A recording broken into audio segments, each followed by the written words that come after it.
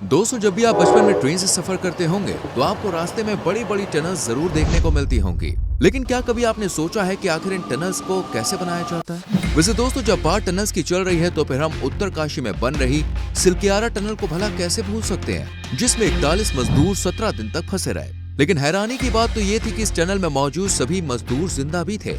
तो आखिर कैसे बचे ये मजदूर? क्या था इस टनल के गिरने का रहस्य? टनल के अंदर फंसे इन मजदूरों का क्या हाल था और कैसे निकाला गया इन्हें टनल से बाहर? अगर आप भी जानना चाहते हैं इन सभी सवालों के जवाब तो वीडियो में एंड तक बने रहिए। दोस्तों, भारत के कई महत्वाकांक्षी प्रोजेक्ट्स में से एक है चार धाम प्रोजेक्ट, जिसके तहत उत्तरकाशी टनल पर जोरों शोरों से काम चल रहा था। लेकिन 12 नवंबर को हुए एक हादसे ने 41 मजदूरों को मौत से आंख मिलाने पर मजबूर कर दिया। 12 नवंबर को हुए इस हादसे ने पूरे देश को हिला के रख दिया। की निगाहें लगी हुई है। ये है उत्तरकाशी का वो स्पॉट जहां पर 41 जिंदगियां पीछे टनल में फंसी हुई है। क्योंकि 41 मजदूर जिंदगी और मौत के बीच छूट रहे थे।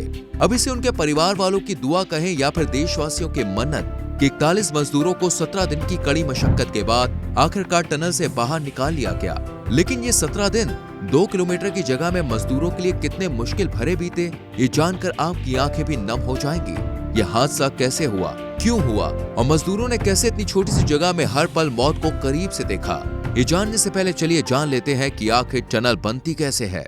दोस्तों, टनल को बनाने से पहले उस जगह की जांच की जाती है जहां पर टनल को बनाया जाना है। इस जांच पड़ताल के दौरान उस जगह के मिट्टी और चट्टान के साथ साथ वहां के मौसम को भी देखा जाता है, जिनमें सबसे जरूरी होती है वहां की मिट्टी की पहचान। क्योंकि अगर मिट्टी सख्त हुई तो टनल को बनाने में अलग अलग तरह का प्रोसेस होता है, वहीं मिट्टी के मुलायम होने पर टनल को बनाने का प्रोसेस अलग होता है। और जब उस जगह की सभी चीजों की जांच हो जाती है तो उस जगह का एक ब्लूप्रिंट तैयार किया जाता है, जिससे ये पता लग सके कि ये टनल बनने के बाद कैसी दिखने वाली है। इसके बाद जब सभी चीजों को तैयार कर लिया जाता है तो सरकार से इस टनल को बनाने के लिए अप्रूवल ले लिया जाता है और टनल बनाने का काम शुरू कर दिया जाता है। चलिए सबसे पहले जानते हैं, अगर टनल बनाने वाली जगह की मिट्टी सख्त हुई तो क्या प्रोसेस होता है। तो दोस्तों, सख्त मिट्टी की जगह पर टनल को बनाने के लिए 2 तरीकों का इस्तेमाल किया जाता है, जिनमें पहले है हेडिंग और दूसरा है बेंच। इस प्रोसेस में सबसे पहले जहां टनल बनाई जाती है उस जगह पर कुएं की तरह कुछ ऐसे 2 गड्ढे खोद लिए जाते हैं, जिन्हें नाम दिया है हेडिंग। इसके बाद इन दोनों गड्ढे के अंदर 2 गड्ढे कुछ इस तरह खोदे जाते हैं जो दिखने में एक बेंच के शेप के होते हैं, इसलिए इन्हें बेंच नाम दिया गया है। जब टनल में दोनों तरफ हेड और बेंच के प्रोसेस से गड्ढे कर दिए जाते हैं तो इसके बाद टनल में मशीनों द्वारा ड्रिलिंग का काम शुरू कर दिया जाता है। अब जब ये बड़ी बड़ी मशीन टनल के अंदर पूरी तरह से मिट्टी को साफ कर देती है तो इस टनल की छत और दीवारों पर कंक्रीट लगाने का काम शुरू कर दिया जाता है। इसके बाद बचा लाइट का काम, तो उसे बाद में मजदूरों द्वारा पूरा कर दिया जाता है। और आखिर में जब टनल बनकर तैयार हो जाता है तो सरकार की तरफ से इस टनल को हरी झंडी दिखा के लोगों के लिए स्टार्ट कर दिया जाता है। दोस्तों, ये तो था सख्त मिट्टी और चट्टानों के बीच सुरंग बनाने का प्रोसेस। लेकिन अगर बात मुलायम मिट्टी में सुरंग बनाने की आती है तो अच्छे एक्सपर्ट्स के पसीने छूट जाते हैं, क्योंकि इसे बनाना काफी कठिन होता है। ऐसा इसलिए क्योंकि यहाँ टनल बनाते समय मिट्टी के फिसलने की संभावना काफी हद तक बढ़ जाती है। मुलायम मिट्टी में टनल बनाने के लिए सबसे पहले वहाँ मौजूद मुलायम मिट्टी को हटा दिया जाता है। इसके साथ ही कंक्रीट और स्टील से बनाए हुए होली सिलेंडर को टनल में डाल दिया जाता है। ऐसा करने की वजह से यहाँ की मिट्टी के धंसने या किसी और दुर्घटना की संभावना बहुत कम हो जाती है। इसके बाद जब टनल में थोड़ी बहुत मिट्टी बचती है तो उसे मशीनों द्वारा बाहर निकाल दिया जाता है। ऐसा करके टनल भी तैयार हो जाती है। वैसे दोस्तों, पहले जहाँ टनल को बनाने में काफी मजदूरों की जरूरत पड़ती थी, वही अब मजदूरों का आधे से ज्यादा काम तो हाई टेक्नोलॉजी वाली मशीनें ही कर देती है। उन्हीं में से एक है टनल बोरिंग मशीन, जो एक ही बार में टनल के इस छोर से लेकर उस छोर तक होल कर देती है। इसी तरह उत्तरकाशी में क्षतिग्रस्त हो चुकी टनल को भी बनाया जा रहा था। वैसे दोस्तों, अगर आपको अभी तक नहीं पता तो आपको बता दें कि इस टनल का नाम सिलकियारा टनल रखा गया था, जो कि चार धाम परियोजना के अंतर्गत बनाई जा रही थी।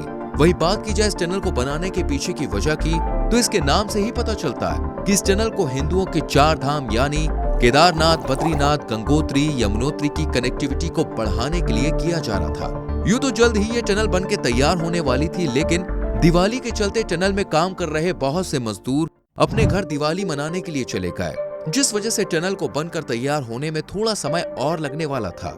अब जो बचे हुए मजदूर थे वो अब भी टनल में काम कर रहे थे। हर दिन की तरह दिवाली के दिन भी सुबह सुबह मजदूर काम कर रहे थे कि तभी टनल के अंदर जोरदार धमाके की आवाज आई। और जब बाहर खड़े लोगों ने और आसपास के लोगों ने टनल के पास जाके देखा तो उन्हें दिखा कि ये जोरदार धमाका किसी और चीज का नहीं बल्कि टनल में हुए लैंडस्लाइड का था।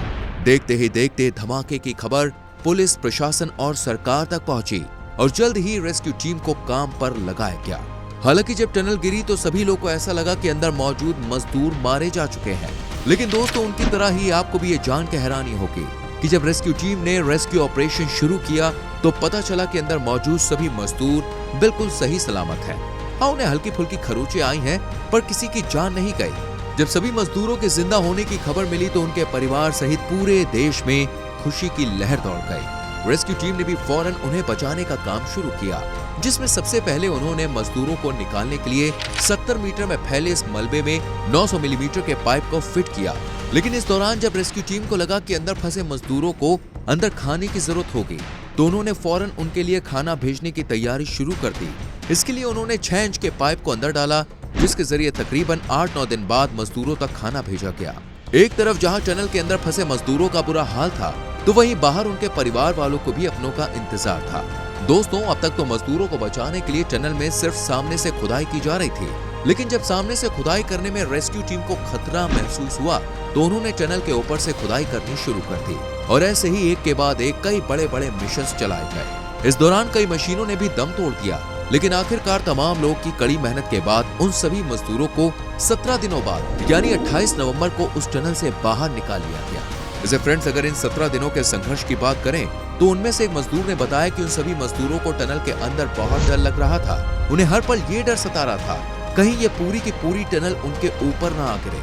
इसके अलावा उन्हें डर था कि क्या सच में इस टनल से बाहर निकल जाएंगे वो या फिर नहीं। उन्होंने बताया कि टनल के अंदर बीता एक एक दिन उनके लिए 1 साल के बराबर था।